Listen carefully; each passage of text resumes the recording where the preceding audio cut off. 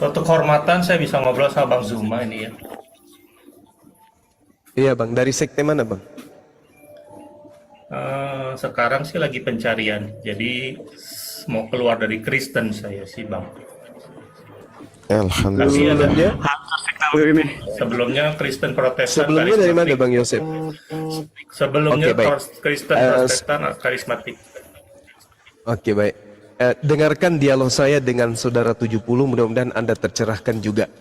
Saudara 70, setujukah kita berdasarkan 1 Yohanes 4 nomor 1, roh sama dengan nabi?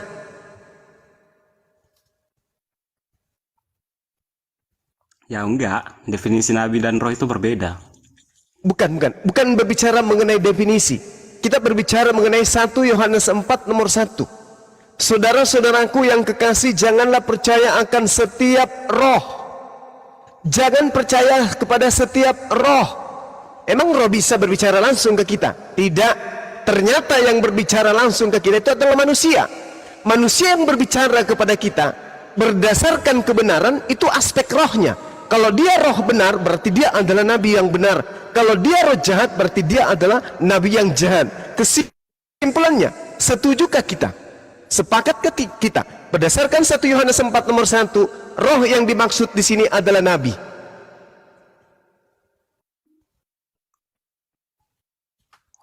Gimana ya cara mengatakannya? Tapi ya memang benar seperti itu. Oke, baik, sepakat berarti.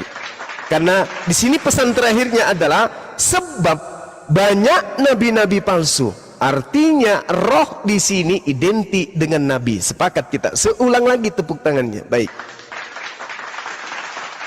Sekarang Anda tidak percaya Yesus itu sebagai Tuhan, tetapi dia sebagai utusan.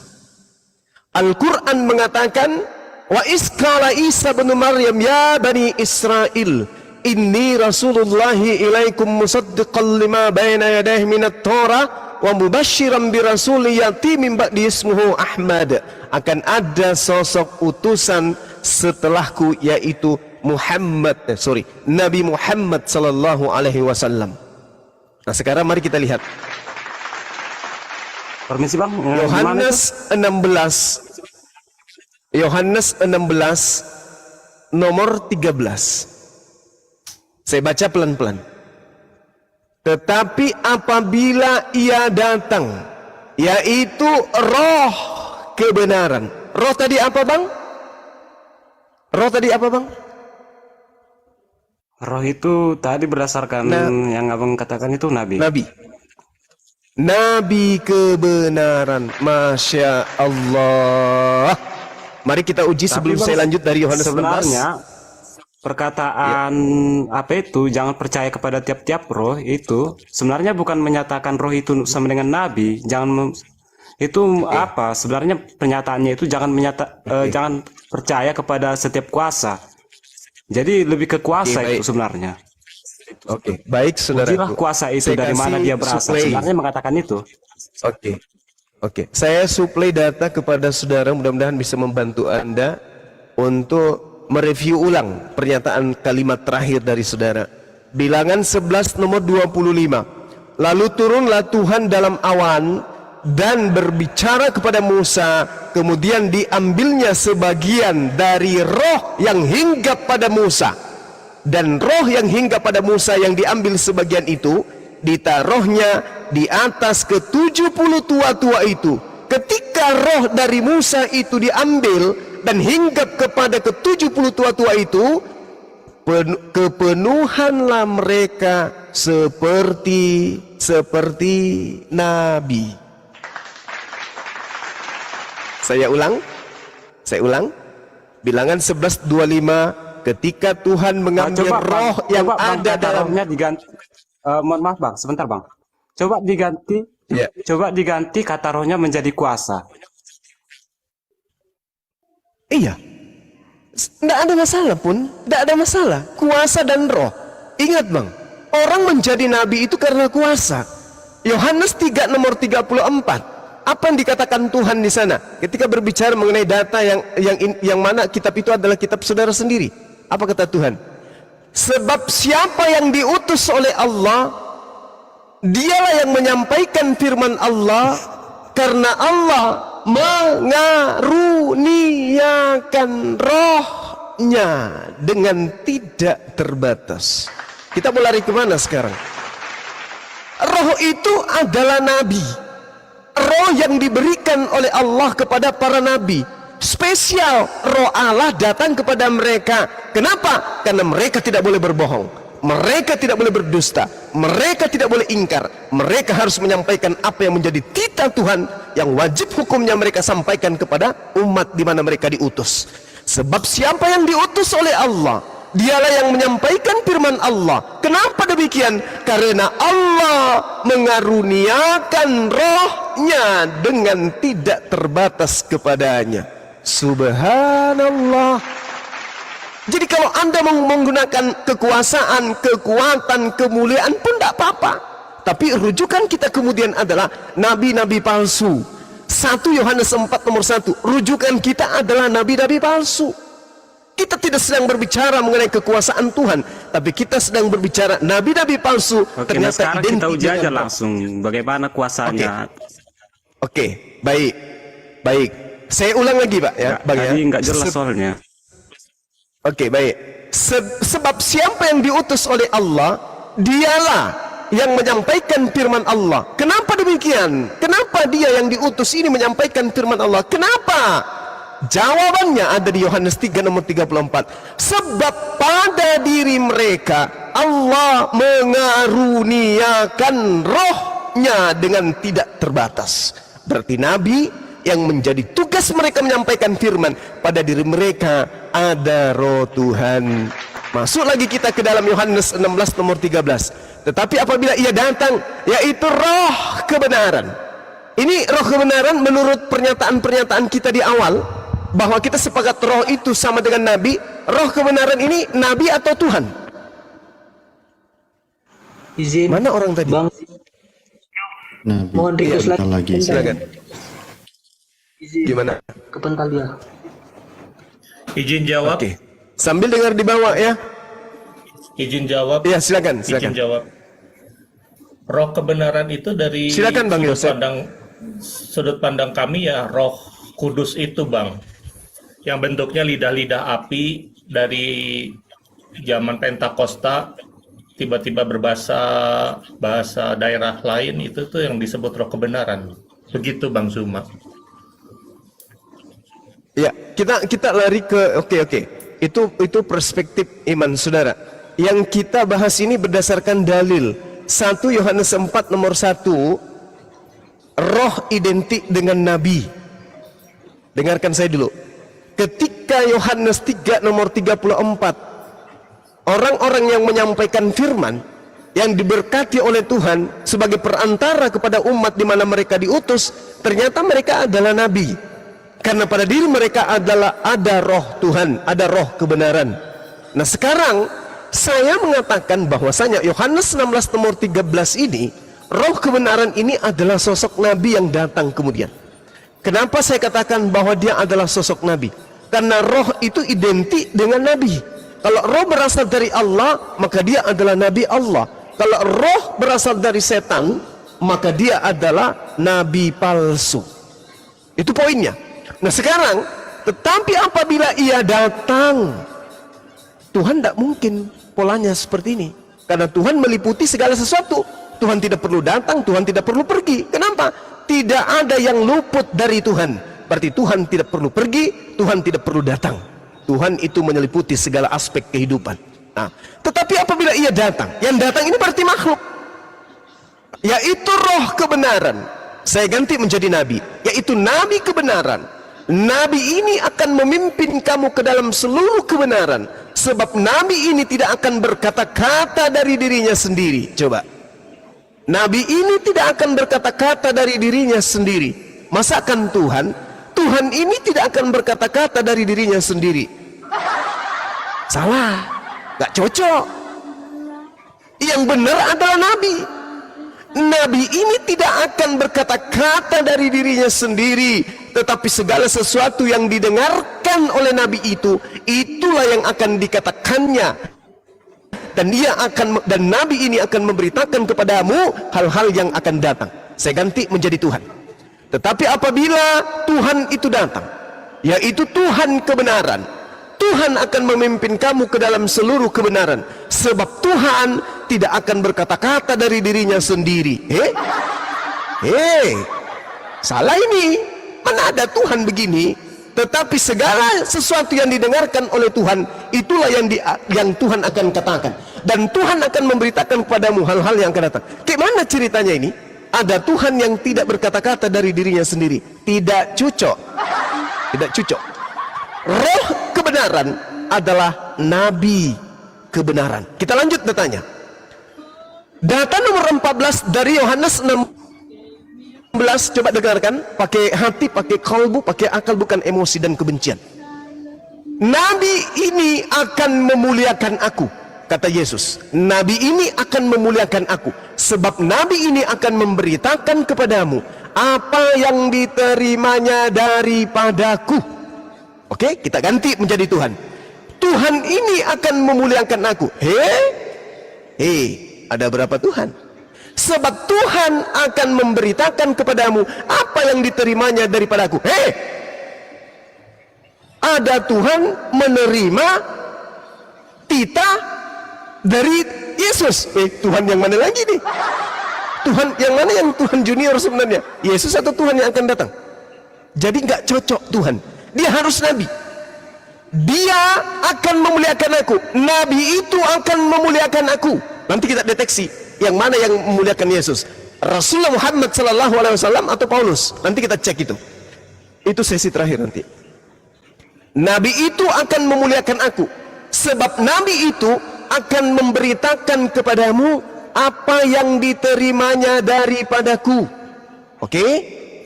Sekarang kita ganti. Yang datang setelah Yesus terangkat adalah Roh Kudus yang adalah Tuhan itu sendiri. Ke nomor 14-nya. Tuhan akan memuliakan aku, sebab Tuhan akan memberitakan kepadamu apa yang Tuhan terima daripadaku. Kacau, tak bisa. Nah, sekarang saya simpulkan yang datang setelah Yesus adalah Nabi Muhammad sallallahu alaihi wasallam. Itu kesimpulan saya sebagai muslim. Mari kita lanjut sesi berikut. Apabila Nabi itu datang, maka dia akan memuliakan aku.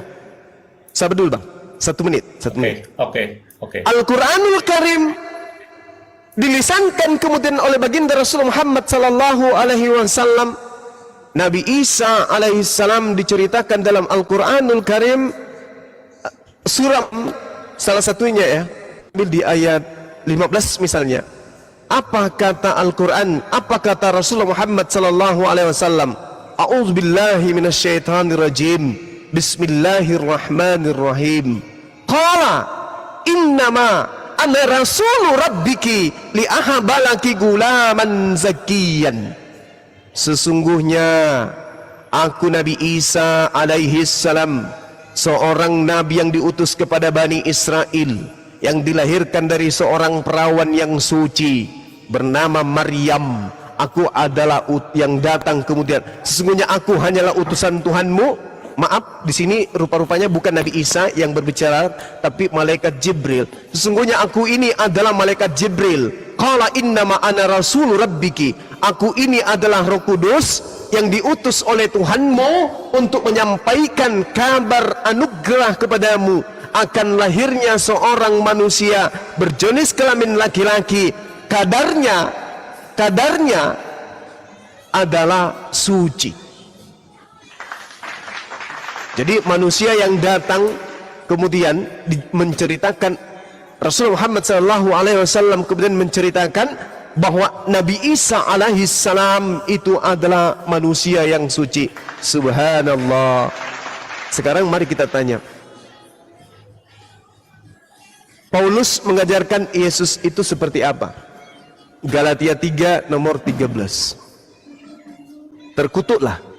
Subhanallah. Ini perkataan pertama aja kita sudah terpukul habis ya. Orang yang sering memuliakan para nabi ketika mendengarkan Galatia 13, hatinya akan berontah karena kalimat ini kalimat yang tidak cocok ditujukan kepada sosok Nabi utusan Tuhan yang Maha Pencipta, di mana dia adalah hamba yang suci. Tapi awal kata daripada perkataan yang ditujukan kepada Nabi tersebut di dalam kitabnya mengatakan begini, terkutuklah. Ini dari kata kalimat pertama ini aja kita sudah merinding mendengarkan. Terkutuklah orang yang digantung pada kayu salib. Na'udzubillah, summa na'udzubillah. Ini membuat saya merinding loh. Ketika Nabi itu datang, maka dia akan memuliakan aku. Rasulullah Muhammad SAW dengan lisannya sendiri memberitakan Nabi Isa alaihissalam adalah seorang manusia yang suci. Subhanallah, memuliakan. Tapi ketika berbicara mengenai Paulus, apa yang dikatakan? Terkutuklah orang yang digantung pada kayu salib. Siapa yang tergantung di atas tiang salib? Yesus. Berarti data tafsirannya adalah terkutuklah Yesus yang digantung di kayu salib. Tadi Yesus menubuatkan apabila roh kebenaran itu datang, dia akan memuliakan aku. Mana yang memuliakan? Isa alaihissalam, Nabi yang datang kepada Bani Israel. Yosua Hamasia, Isa Al-Masih yang datang kepada Bani Israel adalah laki-laki yang suci. Bandingkan dengan Yesus, dengan Paulus Kristen. Yesus yang datang lahir di kandang domba itu adalah manusia terkutuk di atas tiang salib. Kira-kira yang memuliakan ini siapa? Maka muncul kemudian paradigma berpikir yang didasarkan asas bisikan setan. Bang Suma, itu bukan Nabi. Yang datang setelah Yesus itu adalah Roh Kudus. Oh gitu ya? Yes, baik. Kita ikutin. Sekarang siapa yang membimbing Paulus mengatakan terkutuklah orang yang digantung pada kayu salib? Siapa yang membimbing mengatakan ini? Ya Roh Kudus dong. Loh, berarti Roh Kudus ikut-ikutan menghujat Yesus. Katanya memuliakan. Katanya memuliakan. Kok mengatakan terkutuk? Tadi katanya Roh Kudus. Yes, tapi kan itu maksudnya terkutuk itu ya apa? Iya dende. Ya apa? Omonganmu segera selesai. Sabar. Ya apa? Terkutuk itu maksudnya ya apa? Oh, maksudnya terkutuk itu adalah dosa persinahan, dosa pencabulan, dosa pembunuhan, dosa pemerkosaan, dosa durhaka kepada orang tua, dosa durhaka kepada Tuhan pencipta langit dan bumi, dosa-dosa manusia kepada Tuhan, semuanya dilimpahkan kepada Yesus. Maka Yesus pantaslah terkutuk. Oh, jadi begitu. Jadi ini kemuliaan bagi Yesus. Jadi seluruh dosa pencabulan, seluruh dosa pemerkosaan, seluruh dosa pencurian, perampokan, pembunuhan dan seterusnya, itu mulia ketika semua dosa ini dipikul oleh Yesus. Yesus jadi mulia. Wah, hebat kali. Ternyata ketika manusia kepenuhan dosa, maka manusia itu sangat-sangat mulia. Itu namanya gepeng, Bang. Sekarang giliran Anda membuktikan bahwa ada sosok yang memuliakan Yesus selain daripada baginda Rasulullah Muhammad sallallahu alaihi wasallam. Silakan. Saya mau coba bacain ya di Galatia 3 ayat 10. Karena semua orang yang hidup dari pekerjaan hukum Taurat berada di bawah kutuk. Sebab ada tertulis, terkutuklah orang yang tidak setia melakukan segala sesuatu yang tertulis dalam kitab hukum Taurat. Dan bahwa tidak ada orang yang dibenarkan di hadapan Allah karena melakukan hukum Taurat. Adalah jelas karena orang yang benar yang hidup oleh iman, tetapi dasar hukum Taurat bukanlah iman, melainkan siapa yang melakukannya akan hidup karenanya. Kristus telah menebus kita dari kutuk hukum Taurat dengan jalan menjadi kutuk karena kita, sebab ada tertulis terkutuklah orang yang digantung pada kayu salib. Kalau dari perspektif saya, Bang, Kristus itu tidak menebus, menebus kitanya itu dari kutuknya gitu, bro. Makanya dia jadi rela dikutuk supaya yang dikutuk hukum Taurat adalah Yesus, begitu, Bang. Oke. Lalu mengenai roh kebenaran itu, tadi kan saya sempat dalilnya adalah lidah-lidah api. Baik. Bentar, Bang, bentar. Sekarang dikit lagi, Bang. Hanya dua kok, hanya dua. Saya hanya dua. Iya. Kisah Para Rasul 2. Iya, silakan. Ayat 1. Ketika tiba hari Pentakosta, Pentakosta adalah 10 hari setelah kenaikan Yesus. Semua orang percaya berkumpul di satu tempat. Tiba-tiba turunlah dari langit suatu bunyi seperti tiupan angin keras yang memenuhi seluruh rumah di mana mereka duduk. Dan tampaklah kepada mereka lidah-lidah seperti nyala api yang bertebaran dan hinggap pada mereka masing-masing. Maka penuhlah mereka dengan Roh Kudus. Lalu mereka mulai berkata-kata dalam bahasa-bahasa lain seperti yang diberikan oleh Roh itu kepada mereka untuk mengatakannya. Dari sini kita bisa tahu arahnya kepada yang bahasa lidah seperti itu. Nah, Baik. Tolong setelah itu Bang. Enggak. Sebelum Anda lanjut, saya mau tanya. Tolong tunjukkan orang-orang yang kepenuhan lidah-lidah api memuliakan Yesus itu seperti apa? Ada di ayat 2:14. Maka bangkitlah Petrus berdiri dengan ke-11 rasul itu, dan dengan suara nyaring ia berkata kepada mereka, "Hai kamu orang Yahudi, dan kamu semua yang tinggal di Yerusalem, ketahuilah dan camkanlah perkataanku ini. Orang-orang ini tidak mabuk seperti yang kamu sangka karena hari baru pukul 9, tetapi itulah yang difirmankan Allah dengan perantaran Nabi Yoel. Isinya adalah akan terjadi pada hari-hari terakhir. Demikianlah firman Allah, bahwa aku akan mencurahkan rohku ke atas semua manusia. Maka anak-anakmu laki-laki dan perempuan akan bernubuat, teruna-terunamu akan mendapat penglihatan-penglihatan, dan orang-orangmu akan mendapat mimpi, dan juga hamba-hambaku laki-laki perempuan akan kucurahkan rohku pada hari itu. Dan mereka akan bernubuat, dan aku akan mengadakan mujizat di atas." Panjang Bang, sampai bawah. Intinya begini. Poinnya aja, intinya memuliakan Yesusnya di mana mereka itu setelah kepenuhan lidah api? Mereka memuliakannya dengan cara memberitakan Yesus yang disalib itu menjadi Tuhan dan Kristus. Jadi itu memuliakan, memuliakan gimana ceritanya memuliakan? Iya, jadi menurut yang di Kisah Para Rasul 2 ini, Petrus memuliakan Yesusnya dengan mengatakan bahwa Yesus yang kamu salibkan itu oleh para Romawi dan Yudas Iskariot dan Pontius Pilatus itu telah dijadi Tuhan dan Kristus. Di ayat 2 ayat 3 pasal 2 ayat 36. Jadi seluruh kaum Israel harus tahu dengan pasti bahwa Allah telah membuat Yesus yang kamu salibkan itu menjadi Tuhan dan Kristus. Begitu. Nah, yang jadi pertanyaan, Bang, kalau misalkan jadi dia menjadi Tuhan itu dimuliakan katanya ya? Ya, jadi di pasal 2 ayat 30 ini dia menjadi Tuhan dan Kristus. Dia menjadi Tuhan. Iya, dia menjadi Tuhan. Allah yang telah membuat Yesus yang kamu salibkan itu menjadi Tuhan dan Kristus. Berarti kemuliaan yang diberikan oleh muridnya Yesus adalah kemuliaan yang berkata bahwasanya Yesus ini telah menjadi Tuhan gitu.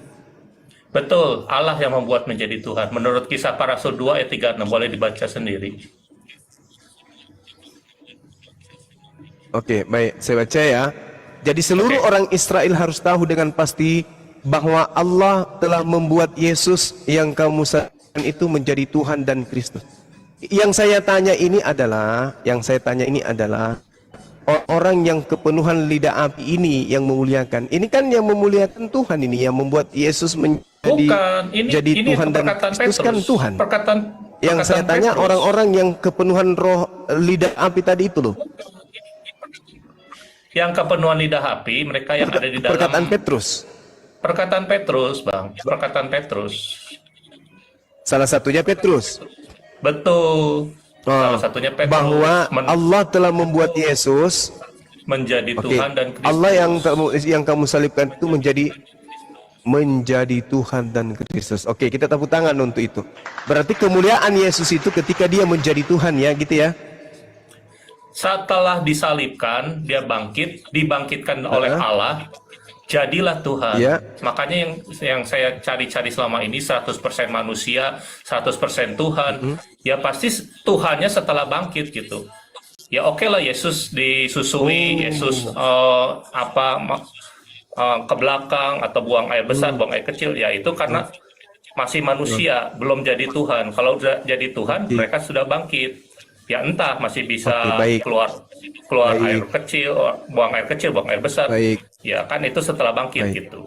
Tapi Tuhan bisa makan gitu. Oke, baik. Nah, yang ingin saya tanyakan kepada saudara, Oke. Yesus ini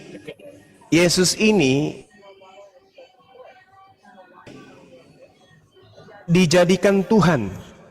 Dijadikan Siapa Tuhan yang oleh menjadikan Yesus ini menjadi Tuhan? Allah? Oleh Allah.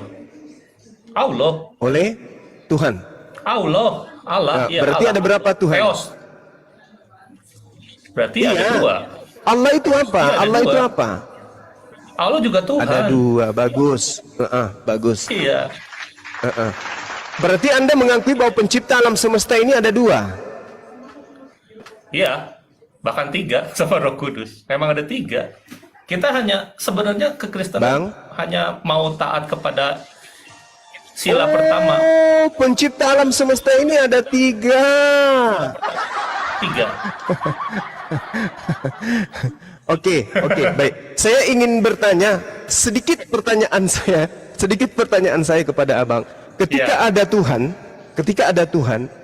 menjadikan Tuhan baru, Tuhan yang dijadikan ini ciptaan atau bukan? Ciptaan. Berarti udah alhamdulillah. Berarti Yesus adalah Tuhan yang diciptakan, gitu. Tuhan yang diciptakan dari perawan Maria, dari rahim Maria atau Maryam menjadi Tuhan, jadi manusia dulu. Manusia Yesus disalib, mati, menjadi Tuhan. Berarti Ini maaf ya, ini maaf ya, ini maaf. Halo, maaf bentar. Ini Iya. maaf, ini dari Iya. Alkitab TB yang saya baca, doktrin yang saya terima sejak Oke. kecil seperti ini gitu, Pak. Oke. Pak Juma ya, Bang Juma, tolong pahami dulu. Oke, baik. Berarti, Saudara Yosef. Berarti Kristen menyembah Tuhan ciptaan.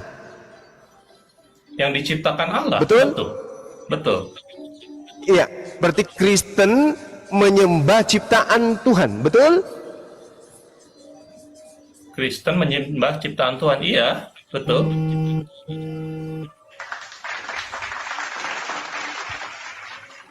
Benar enggak itu di hadapan Tuhan ketika manusia menyembah ciptaannya? Nah, untuk dalam perspektif Islam itu tidak benar. Karena tiada Tuhan selain Allah, betul kan? Oke. Tapi di Kristen kita tidak pernah disangkal oleh Allah Bapa bahwa kamu tuh nggak boleh menyembah anakku Yesus Kristus yang sudah aku ciptakan dari rahim perawan Maria, gitu. Oke. Ketika dikatakan di Keluaran 20, jangan ada sembahan lain di hadapanku, Itu bukan yang diciptakan oleh Allah Bapa, yang diciptakan oleh manusia, gitu, Bang Suma. loh, adakah sesuatu di atas muka bumi ini yang bukan ciptaan? Ada. Sapi yang disembah oleh agama sebelah itu adalah ciptaan. Patung yang mereka sembah juga adalah ciptaan. Semua yang ada di atas muka bumi ini adalah ciptaan. Yesus Jadi bukan kalau ciptaan misalnya manusia. ada orang menyembah sapi, itu adalah sapi ciptaan Tuhan. Hah? Yesus bukan ciptaan manusia, Bang Zuma. Yesus bukan ciptaan manusia. Anda sudah Dia mengakui bahwa Yesus... Iya, Begini, Saudara Bang, Yosef begini, Bang. sudah mengakui bahwa Kristen menyembah ciptaan Tuhan. Betul? Allah menciptakan Yesus, ya patut kita sembah dong. Gini, bentar, Iya. bentar. Begini, bentar, Bang Zuma, bentar. Mohon bentar ya. Oke. Saat Adam silakan. diciptakan oleh Allah, Iya. seluruh malaikat dan iblis harus sujud kepada Adam, betul nggak?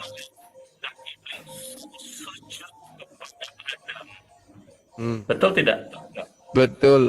Apakah Allah boleh menciptakan Adam kedua, yaitu betul. pribadi Yesus Kristus yang adalah manusia dan dituhankan setelah bangkit? Kita boleh nggak menyembahnya? Kalau ini kehendak Allah Bapa itu gimana?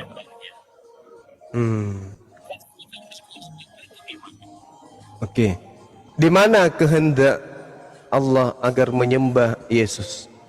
Di Alkitab nggak ada. Ini hanya dari asumsi saya. Alkitab nggak ada.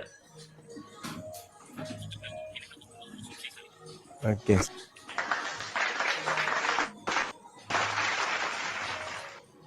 Berarti itu asumsi Anda sudah akui. Oke. Nah Iya, sekarang betul, itu asumsi. Amsal 5 nomor 3 harus berpegang kepada firman Tuhan. Tidak boleh berpegang kepada pemikiran manusia. Itu firman Tuhan yang akan seperti itu. Bahwa kita manusia yang beragama ini, menurut Amsal 5 nomor 3, harus berpegang pada firman. Tidak boleh berpegang pada pernyataan. Lanjutkan Juma, lanjutkan manusia. terus Juma. Amsal 3 nomor 5. Oke. Ya, memang Tapi kayak kan gitu. yang Manusia emang tidak yang- boleh berpegang kepada asumsi. Menurut Amsal Betul. 3 nomor 5, harus berpegang kepada firman Tuhan. Percayalah kepada Tuhan dengan segenap hatimu dan janganlah bersandar kepada pengertianmu sendiri. Sedangkan saudara Yosef berpegang kepada pengertiannya sendiri. Tapi Bang Suma, yang menulis kitab Amsal juga Salomo, Bang Suma, manusia juga, sama seperti Petrus yang mengatakan hal ini di Kisah Para Rasul 2 ayat 36, bahwa Allah telah menjadikan dia yang kamu salib itu menjadi Tuhan dan Kristus. Oke, berarti ada Bagaimana? pertentangan antara Amsal, Salomo Dan dengan Kisah Para Rasul, penulis Kisah kitab Para Rasul, Kisah Para Rasul Lukas. 2 ayat 36. Iya. Oke. Apakah Amsal menuliskan suratnya dari hasil penyelidikan? Dari hikmat mungkin? Nah, sedangkan Amsal penulisnya mengatakan aku bersama dengan Allah, ya, ketika kemudian langit dan bumi hendak diciptakan oleh Allah. Nah, itu kan bukan Salomo yang ada. Bukan Salomo dong. Lalu? Kalau gitu berarti Salomo siapa? Tuhan dong. Roh. Kenapa bisa? Roh. Iya. Oke. Baik. Roh yang ada di kepala Oke. Salomo. Oke. Saya ingin data dari saudara. Tadi kan Salomo mengatakan berpeganglah tekunlah kepada firman Tuhan, jangan berpegang kepada asumsi Pengertianmu pribadi. sendiri. Itu kata Oke. Iya, itu kata Salomo. Nah, sekarang Anda membandingkan bahwa itu adalah perkataan Salomo sama dengan perkataan Lukas yang ada di Kisah Para Rasul 2. Baik. Di dalam 1 Raja-Raja 3 nomor 5, di situ sangat jelas kemudian bagaimana Tuhan berfirman kepadanya. Jadi Tuhan datang menampakkan diri kepada Salomo, lalu Tuhan berfirman kepada Salomo. 1 Raja-Raja 3 nomor 5. Tolong Anda tunjukkan di mana Tuhan pernah berfirman kepada Lukas. Kok Lukas? Kisah Para Rasul Pak Petrus? Penulis Kisah Para Rasul. Penulis kitab Kisah Para Rasul siapa? Ya, itu saya nggak tahu. Nggak tahu. Jujur saya Nah, nggak tahu. anggaplah dia Lukas, anggaplah dia Yohanes, anggaplah dia Markus, anggaplah dia Paulus. Tolong tunjukkan datanya. Tuhan berfirman kepada mereka. Itu tertulis di mana? Sebagaimana Tuhan berfirman. Tuhan menampakkan diri kepada Salomo dan Tuhan kemudian berfirman kepadanya. 1 Raja-Raja 3 nomor 5. Baru bisa dibandingkan antara ucapan Salomo di Amsal dengan Kisah Para Rasul di Bibelnya orang Kristen. Silakan. 1 Raja-Raja 3 ayat 5. Di Gibeon itu Tuhan menampakkan diri kepada Salomo dalam mimpi pada waktu malam. Berfirmanlah Allah atau Allah, mintalah apa yang hendak kuberikan kepadamu. Oke. Ayat ini menyatakan bahwa Tuhan bertemu dengan Salomo. Betul kan, Bang Zuma? Yes. Saya mau bawa data dari kejadian Paulus yang melihat Yesus. Apakah tahu Bang Zuma? Atau saya perlu cari dulu? Saya lupa ayatnya di mana, Bang. Iya, Kisah 22 nomor 8 atau Kisah 9 nomor 6. Bisa dua-dua. Paulus berkata kepada Yesus, "Siapakah engkau Tuhan?" Ya, Yesus menjawab, "Akulah manusia dari Nazareos." betul. Tuhan atau manusia menurut Yesus ketika dia menjawab? Dia merendahkan diri sebagai manusia. Berarti yang berfirman kepada Paulus manusia atau Tuhan? Saat itu Tuhan. Ya, dia sendiri mengatakan, "Aku manusia dari Nazareos." Kok Anda mengatakan dia Tuhan? Aku manusia dari kota Nazaret. Iya, jadi Yesus duduk di sebelah kanan Allah itu sebagai manusia. betul. Dia Saya paham berfirman maksudnya. kemudian kepada Paulus menurut pengakuan Lukas, menjawab, "Akulah manusia dari Nazaret." Kok Anda mengatakan Tuhan? Karena dari perspektif Saulus, saat itu dia melihat suatu yang agung, suatu sinar yang mulia, duduk di sebelah suatu Allah Bapa yang lebih mulia lagi, dia mengatakan bahwa itu Tuhan. Oh, Tapi dari perspektif Paulus Yesus, bertanya, Bung, Saudara Yosef, Iya, Paulus bertanya, iya. "Siapakah engkau Tuhan?" Harusnya Tuhan. Yesus menjawab, "Ya, aku Tuhan." Tapi dia mengatakan apa? "Aku Yesus, manusia dari kota Nazaret." betul. Kok jadi Tuhan? Karena dari sudut pandang Yesus sebagai Tuhan, dia menyatakan diri sebagai anak manusia. Begitu loh Bang Suma. Nah, Dia berarti merendahkan bukan Tuhan hatinya. kan? Dari sudut pandang Yesus dia bukan Tuhan. Dia tidak merasa mau Oke, dituhankan. nah sekarang yang berfirman kepada Salomo, manusia atau Tuhan? Allah Bapa. Allah Bapa. Yang berkata kepada Paulus, manusia atau Tuhan? Yesus. Manusia. Berarti kedudukan daripada apa yang diterangkan oleh Amsal 3 nomor 5 itu jauh lebih tinggi daripada asumsi saudara saya tadi. Itu cuma asumsi, nggak boleh berpegang kepada asumsi, harus berpegang kepada firman Tuhan. Kembali kepada tema kita, Oke, tentang oke. roh kebenaran. Sedikit saya tambahin sedikit aja. Bang Iya, Suma. Mohon silakan. izin. Silakan, Saat silakan. Paulus bertanya, "Siapakah kau manusia?" Apakah enak dibilang kayak gitu? Aduh, silau. Siapakah Justru kau tidak manusia? enak. Gitu. Itu kan aneh. Justru gitu. tidak enak ketika Paulus mengatakan, "Siapakah engkau Tuhan?" Emang Tuhan bisa didengarkan menurut Yesus? Suara Tuhan bisa didengar menurut Yesus? Suara Tuhan menurut Yesus ya bisa didengar dong, Bang Suma. Lalu Bisa bagaimana dengan pernyataan dia mengatakan, "Bapa yang mengutus aku, suaranya tidak bisa kau dengarkan"?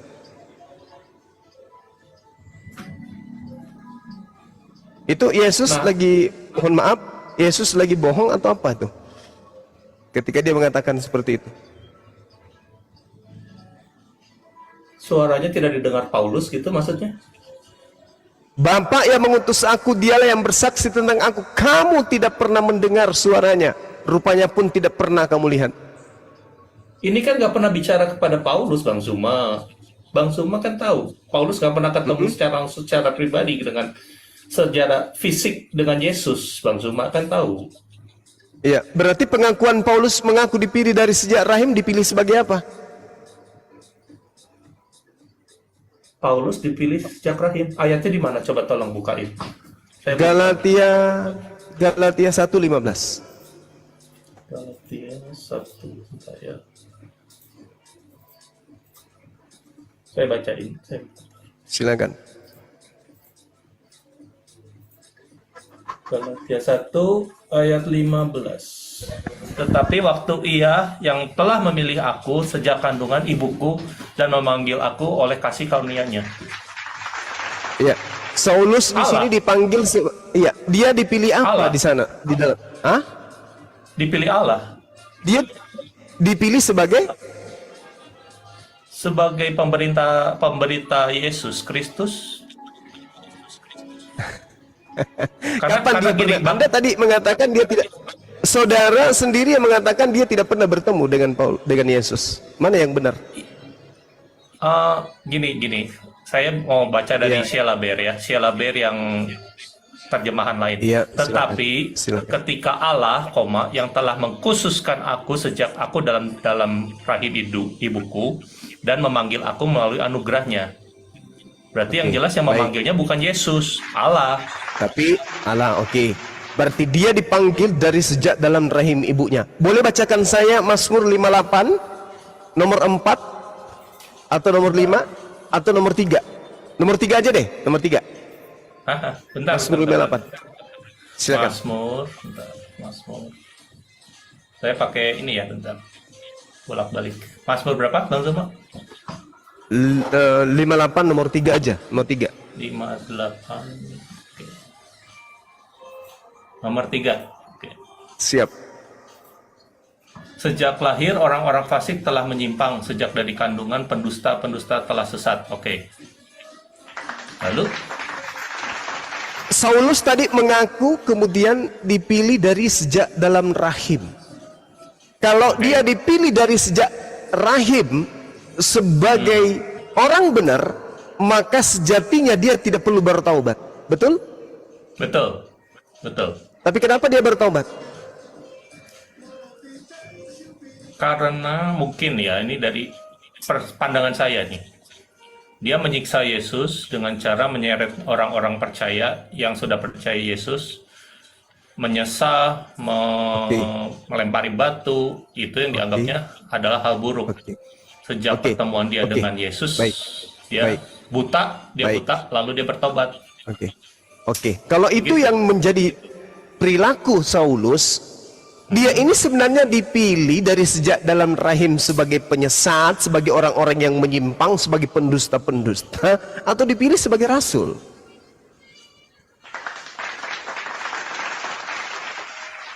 Kalau Kan saya tadi kita jawab, sudah- kalau saya jawabnya awalnya sebagai penyesat menjadi bertobat, bagaimana menurut Bang Suma? Di dalam Kisah Para Rasul 13 nomor 1, Saulus di sana masuk dalam daftar deretan nabi, nama nabi yang ada di Antioquia. Kenapa dia harus menjadi penyesat kalau dia sejak nama Saulus aja dia sudah nabi? Apakah ada nabi yang menyesatkan kemudian? Setahu saya, nabi yang menyesatkan itu adalah nabi palsu. Tuh. Oke. Kenapa kemudian dia mengaku dipilih dari sejak dalam rahim, lalu kemudian kenapa dia perlu bertobat dari penyesatan, kesesatan, dan kemaksiatan yang dilakukan? Katanya dipilih dari sejak dalam rahim. Kalau dia dipilih dari sejak dalam rahim, berarti seharusnya sama seperti Yesus, sama seperti Daud, sama seperti Musa. Dari sejak lahir perilaku-perilaku mereka mencerminkan sebagai nabi Tuhan. Ini kenapa tidak pernah bertemu Yesus pun sekali, nggak pernah? Nah, ada dua perspektif bahwa kalau misalkan ini dari kandungan dia dari kandungan sudah dipilih Allah.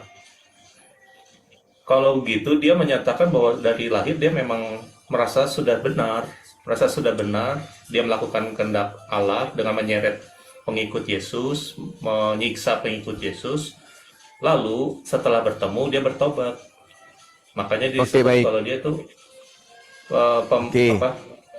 itu. Nah, perspektif kedua dari Bang Suma bahwa ini adalah penyesat. Penyesatnya itu memang pura-pura. Mari kita buktikan, Bang ya.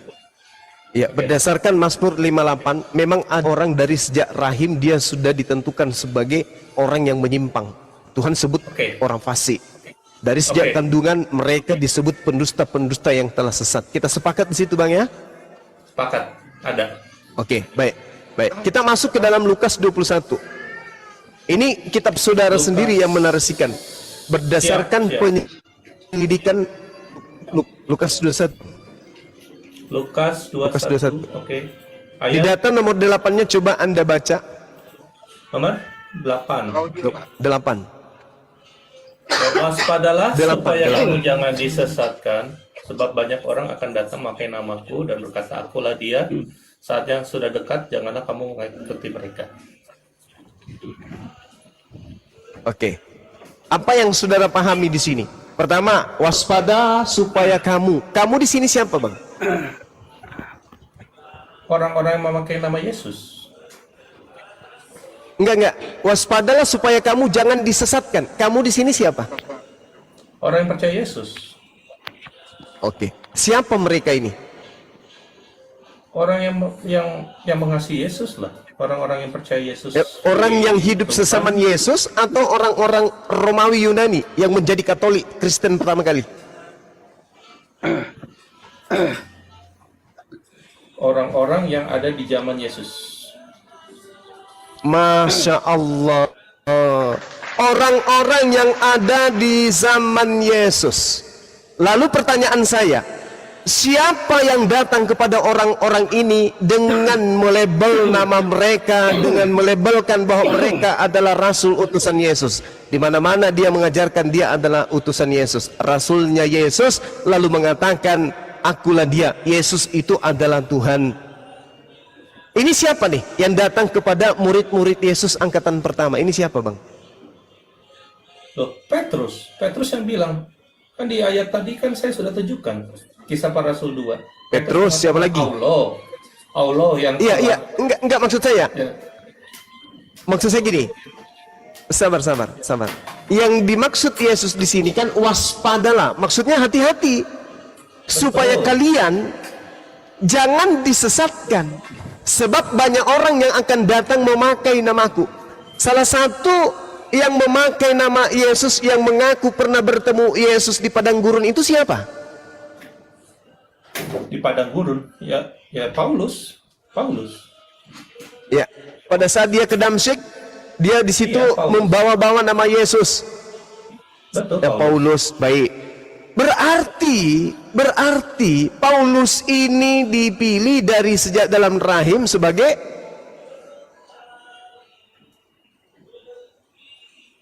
Tunggu. Maksudnya dia jadi penyesat begitu kan maksud Bang Zuma? Mazmur 58 nomor 3. Sejak lahir orang-orang fasik telah menyimpang. Sejak dari kandungan pendusta-pendusta telah sesat. Kata Yesus, waspadalah kepada penyesat yang sesat. Yang sesat itu pasti penyesat. Yang menjadi penyesat itu pasti orang sesat. Yang datang kemudian adalah orang yang sudah dipilih dari sejak dalam rahim untuk menyesatkan murid-murid Yesus. Oke. Sekarang kita lihat nomor 12-nya. Boleh bacakan saya nomor 12-nya, Bang? Di Lukas 21. Bentar, Lukas 21 ayat 12. 12. Tetapi sebelum semuanya itu, kamu akan ditangkap dan dianiaya, kamu akan diserahkan ke rumah-rumah ibadat dan penjara-penjara, dan kamu akan diserahkan kepada raja penguasa oleh karena namaku. Lalu, Ya, siapa yang melakukan itu, Bang? yang melakukan ini ya orang-orang Farisi, orang-orang imam ahli Taurat, termasuk Paulus, dan Oke. Termasuk Paulus. Termasuk Lagi-lagi Paulus masuk. Iya, lagi-lagi nama Paulus masuk. Pertanyaan saya ulang lagi. Paulus ini dipilih menjadi rasul atau dipilih menjadi penyesat? awalnya jadi penyesat, jadi akhirnya jadi pengikut. Gimana?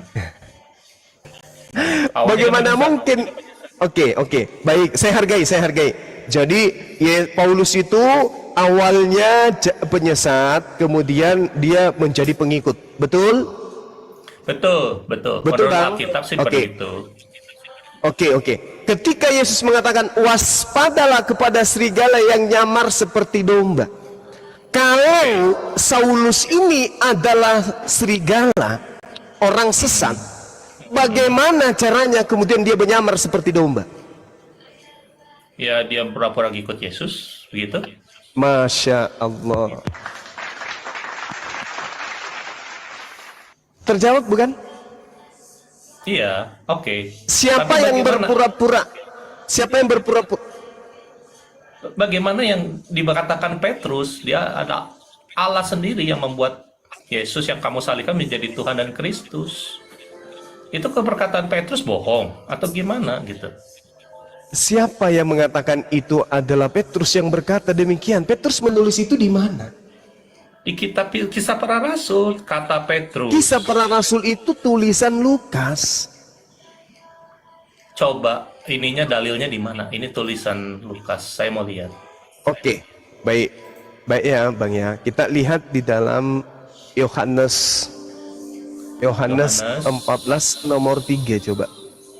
Yohanes 14. Sorry, bukan di Yohanes. Maaf, saya hilap. Kisah 14 nomor 3 coba. Kisah tablik. La haula wala quwata illa. Saya lupa dalilnya. Oke. Kisah Apa-apa. para rasul. Sabar ya. Oke, nggak apa-apa. Kisah- Bang. Santai, Bang. Iya. Kisah para rasul 13 14 nomor 3 mungkin ya. Coba bantu saya teman-teman, di mana Petrus di sana disebut sebagai orang idiot itu tertulis di mana ya? Saya kok Wow. jadi blank. Wow. Oke. Apaan banyak?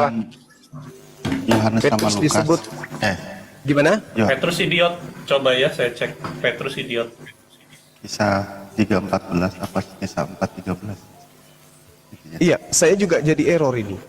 Ini pengaruh kopi kurang masako ini kayaknya. Kita buka ya. Iya, kisah 4:13 Bang. Oke. Kisah Dinda Alip, 4:13. thank you. Ketika mereka melihat keberanian Petrus dan Yohanes dan menyadari bahwa mereka adalah orang-orang biasa dan tidak bersekolah, mereka terkejut dan menyadari bahwa orang-orang ini adalah pernah bersama Yesus. Oke. Orang-orang biasa tidak bersekolah, siap. Iya. Kita lihat original teksnya di sana, apa yang disebut di sana itu. Kita original teks berarti ke Sabda ya. Saya buka dulu Sabda. Iya. Ngomong-ngomong, Bang Suma dapat belajarnya dari mana, Bang? Luar biasa loh. Saya salut. Nggak Dari biasa aja. kisah para rasul. Kapan-kapan boleh lah, Bang. Saya pengen berguru sama Bang. Boleh. Ini sama halnya kita Ini sedang lagi belajar. berguru nih. Ketika saya bacain ya, Bang. Ketika sidang Ya. itu melihat keberanian Petrus dan Yohanes dan mengetahui bahwa bentar. Dari apa nih? Sialaber, TSI, TL, mau yang dari mana? Sialaber aja ya. Saya paling enaknya Sialaber karena nggak pernah diubah-ubah dari awal.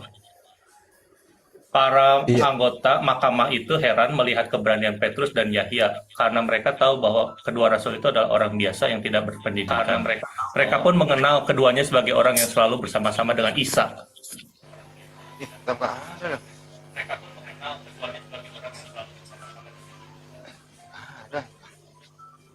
Oke, coba Anda lihat di kode 2399. 2399 itu di mana, Bang? Di terjemahan lama atau AYT atau di Awam. APB? Awam. Orang itu. Iya, coba. Oh. Oke. Kurang paham, orang baru, orang biasa, orang-orang luar. Original teksnya? Original ideal tace. Diot. Betul? Idiotes, iya, idiotes. Idiot. Idiot Oke. itu kalau kita lihat, ya, idiot ini jelas bukan orang yang bodoh, bukan orang yang kurang paham, bukan orang yang tidak terpelajar, bukan orang yang tidak, tetapi Iya. Tapi, orang idiot. iya. Tapi kan di sini Iya. orang yang tidak Berarti Petrus- tidak Iya. tidak terpelajar, orang Iya. awam. Kalau Definisinya tidak nih. terpelajar itu kan agramatos. Dalam bahasa Yunani tidak terpelajar itu agramatos. Tapi kalau dikatakan awam itu orang idiot. Iya, di Petrus 2399. disebut tidak terpelajar. Petrus tidak terpelajar dan Petrus adalah orang idiot. Bagaimana mungkin kemudian dia mencatat kisah para rasul yang sebegitu tebal? Ke situ. Oke, siap. Berarti ini bukan ditulis oleh Petrus ya, gitu. Petrus. Iya. Nah, Bahkan tradisi sekarang gereja mengatakan bahwa kisah para rasul itu ditulis oleh Lukas. Nah, itu di mana? Saya mau cari. Di mana, Bang? Saya pernah berdiskusi ya dengan seorang pendeta. Dia dengan jelas mengatakan bahwa penulis kisah para rasul itu secara tradisi gereja itu dituliskan oleh Lukas. Oke. Coba Anda masuk di mana tuh ya? Di mana? Biasanya orang dapat data-data di link itu kan ini apa? Apa ya? Di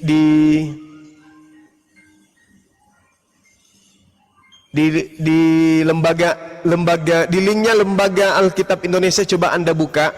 Penulis kitab para rasul ini siapa? Akan tertulis di sana Lukas. Oke, bentar. Lembaga kita Sedangkan Lukas, kalau Anda si melihat penulis di dalam kitab tulisan para rasul. buku pertamanya, dia menuliskan berdasarkan hasil penyelidikan. Berarti bukan firman Tuhan, Bung. Bukan. Oke, paham. Kita lihat Berarti semua catatan semua Lukas yang kalau Anda buka dikatakan- Bible Ya, di Bible ya. ada Kita nggak, bantu Bang? Ada bukain. temukan. Udah nih, penulis Lukas. Assalamualaikum warahmatullahi wabarakatuh. Gurunda. Waalaikumsalam Waalaikumsalam warahmatullahi Ada tidak? wabarakatuh. Lanjut.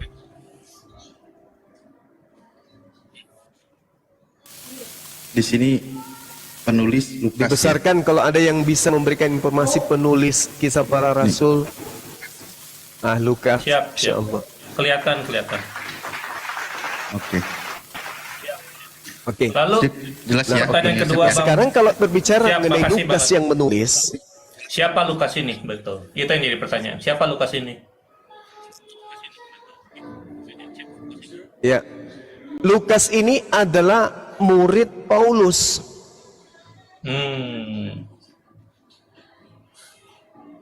Ayatnya di mana? Ayatnya di mana, Bang? Kalau ini Lukas Ayatnya di adalah mana ya tertulis itu ya? murid Paulus ya. Saya cek Dia di mengatakan Google ya. dia mengatakan begini, panggillah Markus ke sini. Saya baca di Wikipedia ya. Santo Ada Lukas. dalilnya tuh di mana Ya, Paulus Santo Lukas. Ada nih, dia disebut Lukas Penginjil.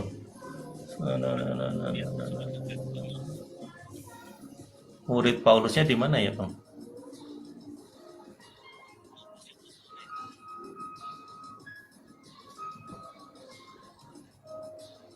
Lukas berasal Apa dari itu? Antioquia. Oke, Apa? dapat. Lukas Salam berasal dari kepadamu Antioquia dari dan tabib Lukas, berprofesi sebagai Kekasih dokter. dari Demas. Ia menjadi seorang murid dari para rasul dan kemudian mengikuti Paulus hingga kemartirannya. Oke, dapat. Iya. Lalu, Bang? Jadi Paulus dan Lukas ini sama-sama Iya, punya di satu- dalam kitab ya kan dikatakan oleh Yesus sendiri yang berkata, mereka berarti banyak orang. Mereka kata Yesus. Iya, jamak. Mereka Betul. apabila datang. Di situ dikatakan iya, jamak Lukas 21. Waspadalah supaya kamu jangan disesatkan sebab banyak orang yang akan datang dengan memakai namaku. Nah, yang paling terpenting kemudian ketika dikatakan oleh Paulus sendiri di dalam 1 Timotius 4 nomor berapa itu ya? Nomor 14 kali ya. Di situ dia mengatakan bahwasanya hanya ada Lukas yang tinggal dengan aku. Maka jemputlah Markus dan bawalah ia kemari. Berarti Paulus dengan lantang mengakui bahwa Lukas itu adalah muridnya, Markus juga adalah muridnya, kan gitu, Bang. Mereka satu komplotan Oke. yang Oke. kemudian menuliskan sebuah pemberitaan. Oke, apalagi tadi? Pertanyaan Kalau saudara saya. misalkan Lukas dan Markus ini murid Paulus penyesat, berarti Injil yang masih bisa dipegang yang mana, Bang? Yohanes, Matius? Oke, ini pertanyaan yang menarik. Ini pertanyaan yang menarik, Bang. Injil mana yang harus kita pegang? Kita harus mengakui bahwa Paulus, Markus, dan juga Lukas ini menuliskan berdasarkan hasil penyelidikan. Coba kita lihat Markus yang Markus 1 nomor 14. Markus 1:14. Siap. Ada. Iya.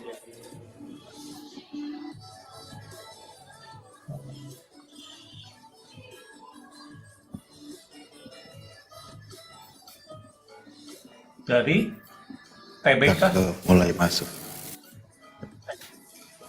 Sesudah Yohanes ditangkap, datanglah Ya, Yesus silakan- ke Galilea, silakan memberitakan dibaca. Injil Allah.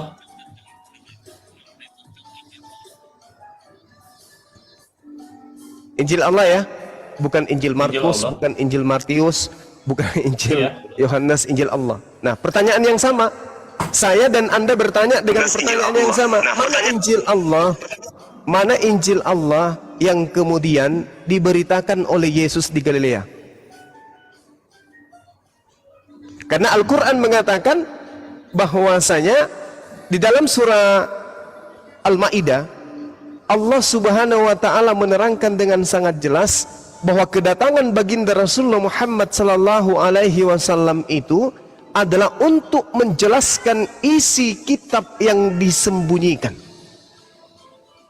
Itu Al-Quran menarasikan. Berarti ada yang disembunyikan, ada kitab, ada pengajaran yang kemudian disembunyikan oleh Bani Israel, oleh ahli kitab. Ya ahlal kitab, qad ja'akum rasuluna yubayyinu lakum katsiran mimma kuntum tukhfuna minal kitab wa ya'funa an katsir. Qad ja'akum minallahi nurun wa kitabun mubin. Wahai ahli kitab, sungguh Rasulullah Muhammad sallallahu alaihi wasallam telah datang kepada kalian menjelaskan kepadamu banyak dari isi kitab yang kalian sembunyikan, dan banyak pula dari isi kitab yang dibiarkan oleh Rasulullah. Sungguh telah datang kepadamu cahaya dari Allah dan kitab yang menjelaskan. Nah, sekarang pertanyaan saya, ketika Al-Quran mengatakan Rasulullah menjelaskan banyak isi kitab yang disembunyikan, berarti ada kitab yang disembunyikan. Yesus mengajarkan Injil Allah di dalam Markus 1 nomor 14.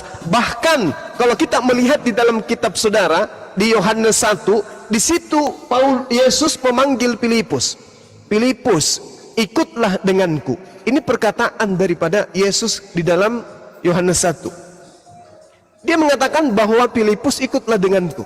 Nah, ketika kemudian dikatakan ikutlah denganku, berarti Yesus ini memanggil muridnya sendiri yang bernama Filipus untuk memberitakan Injil. Di dalam Yohanes 1:43, Yesus memanggil Filipus dan berkata kepada Filipus, Filipus, ikutlah denganku. Berarti yang mendapatkan legitimasi, legalitas untuk menjadi pengikut pada saat itu dan memberitakan Injil kerajaan Allah oleh Yesus adalah Filipus. Sedangkan di Kisah Para Rasul 8 nomor 35, maka mulailah Filipus berbicara dan bertolak dari nas itu. Filipus memberitakan Injil Yesus kepadanya. Saya ulang 1 menit. Saya ulang 1 menit. Oke. Markus 1 nomor 14, Yesus memberitakan Injil Allah. Sebagai penyampai Injil Allah, Yesus memanggil muridnya Filipus. Di dalam Yohanes 1 nomor 43, kata Yesus, Filipus, ikutlah denganku. Setelah Filipus ikut dengan Yesus, ternyata Filipus di dalam Kisah Para Rasul 8 nomor 30 berapa tadi ya? Nomor 30. Oh, mau 43 35, sorry. Di situ dengan sangat jelas dikatakan bahwa Filipus memberitakan Injil Yesus kepadanya. Dengan kata lain, Filipus memberitakan Injil Allah. Pertanyaan saya sama seperti saudara, mana Injil Allah? Injil Allah sama Injil Yesus sama atau tidak, Bang? Sama. Sama. Di mana, Bang? Apanya? Injil Yesusnya tuh di mana, Bang? Kalau misalkan 4 Injil ini nggak bisa dipercaya lagi, berarti kan harus dibuang. Ya, kan? inilah yang Al-Quran Di mana? katakan tadi. Ini yang Al-Quran katakan, bahwa kedatangan Rasulullah Muhammad SAW menjelaskan sebagian dari isi kitab yang kamu sembunyikan. Berarti menurut Rasulullah, menurut Al-Quran ada kitab yang disembunyikan. Mari kita lihat di dalam Bible. Markus 1:14 ada Injil Allah. Mana Injil Allah itu? Kalau tidak bisa ditunjukkan, berarti Al-Quran benar dengan mengatakan Injil Allah telah disembunyikan. Siap. Mana Yesus? Maaf, Bang, Saudara aku mau Yosef. nanya. Bang Juma, Maaf, Bang Juma. Bang, mau nanya. Gimana gimana? Teh? Pak Yosef. Injil yang asli itu ada di Wahyu 10 nomor 10. Ah, Itu dimakan Injil yang sama malaikat. 10. Oke. Kurang ajar. Anak durhaka. Ya kalau nggak percaya silakan cari apa? Cari mayatnya Yohanes. Nah itu belah perutnya di situ. Ada Injilnya dimakan sama dia. Oh. Dibaca dulu. Kalau tidak percaya dibaca. Wahyu berapa? Wahyu 10 nomor 10. Anak durhaka. 10. Rasanya. Lalu aku mengambil kitab itu dari tangan malaikat itu dan memakannya dalam mulutku. Ia terasa manis seperti madu, tapi sudah aku makannya perutku menjadi pahit rasanya. Oke. Nah itu dimakan yang asli. Dimakan. Kira-kira bisa dibelek nggak sekarang jenazahnya di mana ya? Pengen tahu. Udah sudah jadi bubur. Allahu Akbar. Jadi Yesus tidak mungkin memberitakan Injil Filipus, Injil Markus, Injil Yohanes, Injil Matius, Oke. Injil apalagi Oke satu lah. Lukas. Matius, Nggak Markus, mungkin. Lukas, Yohanes itu nggak bisa dipercaya. Jadi kalau misalkan satu Alkitab ini nggak bisa dipercaya, terus kitab-kitab bidat yang disebut kitab Barnabas, Apokrifa. kitab Apokrifa dan itu bisa dipercaya atau tidak, Bang Zuma? Coba. Kalau di dalam Al-Quran Allah subhanahu wa ta'ala menjelaskan, ya ahlal kitab lima talbisunal haqqa bil batil. Wahai ahli kitab, mengapa engkau mencampur adukkan kemudian antara hak dan yang batil, sedangkan engkau sudah mengetahui yang benar itu benar, yang salah itu salah. Bahkan kalau kita melihat di dalam Al-Quran, Bung, kalau Anda bertanya tentang kitab itu ya, kami umat Islam menerima Al-Quran, di mana Al-Quran menarasikan begini. Bismillahirrahmanirrahim. Wa minhum ummiyuna la ya'lamuna al-kitab illa amaniya wa inhum illa yazunnun. Dan di antara mereka ahli kitab ada yang buta huruf, tidak memahami kitab kecuali hanya berangan-angan dan mereka hanya menduga-duga.